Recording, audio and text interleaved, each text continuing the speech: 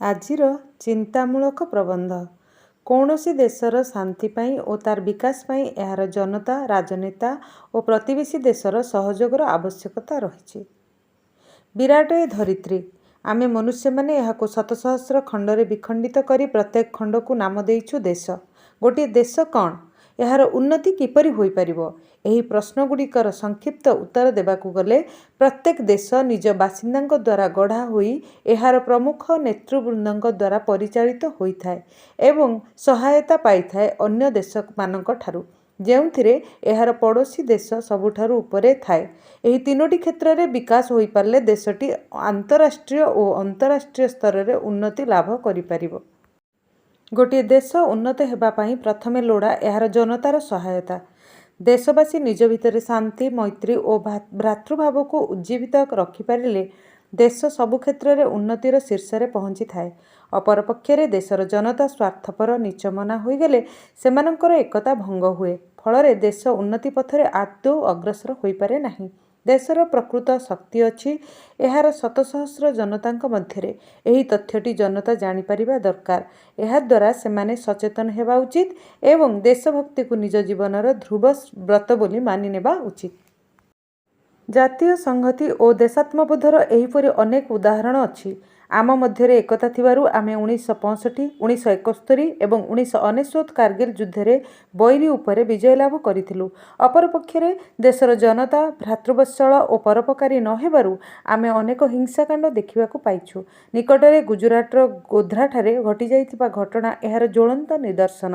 ଉତ୍କଳ ଗୌରବ ମଧୁସୂଦନ ଯଥାର୍ଥରେ କହିଥିଲେ, ଜାତି ନନ୍ଦିଘୋଷ ଚଳିବ କି ଭାଇ, ସ୍ୱାର୍ଥକୁ ସାରଥି କଲେ, ଟାଣେ କିରେ ଗାଡ଼ି ଦାନାର ତୋବଡ଼ା ଘୋଡ଼ା ମୁହେଁ ବନ୍ଧା ଥିଲେ। ଦେଶର ପ୍ରତ୍ୟେକ ନାଗରିକ ଏହି ମହତ୍ ବାଣୀକୁ ଉପଲବ୍ଧି କରିବା ଉଚିତ ଓ ଦେଶ ପାଇଁ ନିଜ ସ୍ୱାର୍ଥକୁ ବଳି ଦେବା ଉଚିତ। ଦେଶର ରାଜନେତାମାନେ ହେଉଛନ୍ତି ଏହାର ଦିଗ୍ଦ୍ରଷ୍ଟା। କିନ୍ତୁ ଦୁଃଖର କଥା, ଆଜିକାଲି ଆଉ ସେହିପରି ନେତା ନାହାନ୍ତି ଯେ ଏକ ମନ ଏକ ପ୍ରାଣ ହୋଇ ଦେଶର ଉନ୍ନତି ପାଇଁ କାର୍ଯ୍ୟରତ ହେବେ। ଏହି ଧରିତ୍ରୀ ମଧ୍ୟରେ କୌଣସି ଏକ ରାଜନେତାକୁ ବାଛିବା କଷ୍ଟ ହେବ, ଯାହାର ରାଜନୀତିରେ ଯୋଗ ଦେବା ପଛରେ କୌଣସି ସ୍ୱାର୍ଥ ନଥିବ। ଆଜି ଆମେ ଗୋପବନ୍ଧୁ, ଗାନ୍ଧୀ ବା ନେହେରୁଙ୍କ ପରି ନେତା ପାଇବା ବିରଳ। ଏପରି ନେତା ଆଜି କେତେ ମିଳନ୍ତି ଯେଉଁମାନେ ଦରିଦ୍ର ଜନଙ୍କର ସେବା ପାଇଁ ନିଜ ସନ୍ତାନକୁ ମଧ୍ୟ ବଳି ଦେଇପାରିବେ। ଏପରି କେତେ ନେତା ମିଳନ୍ତି ଯେଉଁମାନେ କହିପାରିବେ, ମିଶୁ ମୋର ଦେହ ଏ ଦେଶ ମାଟିରେ, ଦେଶବାସୀ ଚାଲି ଯାଆନ୍ତୁ ପିଠିରେ। ଆମ ନେତାମାନେ ଏହି ତ୍ୟାଗଟିକୁ ହୃଦୟଙ୍ଗମ କରିବା ଉଚିତ ଏବଂ ଦେଶର ବିକାଶ ଓ ଶାନ୍ତି ତାଙ୍କର ଏକମାତ୍ର ଲକ୍ଷ୍ୟ ହେବା ଉଚିତ।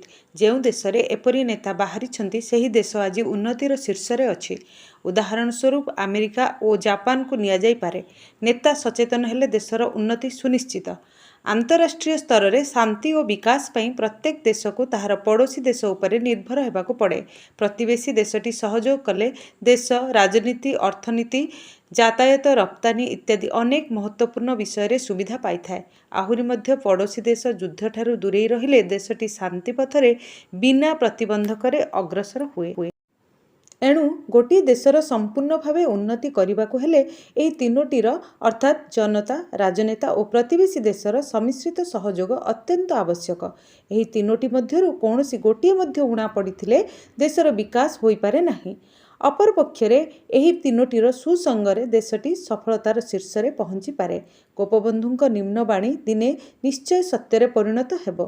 ଅନ୍ଧାର ଆଲୁଅ ଖେଳେ ଲୁଚକାଳି, ଆସିବ ଆଲୁଅ ପଡ଼ିଲାଣି ପାଳି। ଧନ୍ୟବାଦ।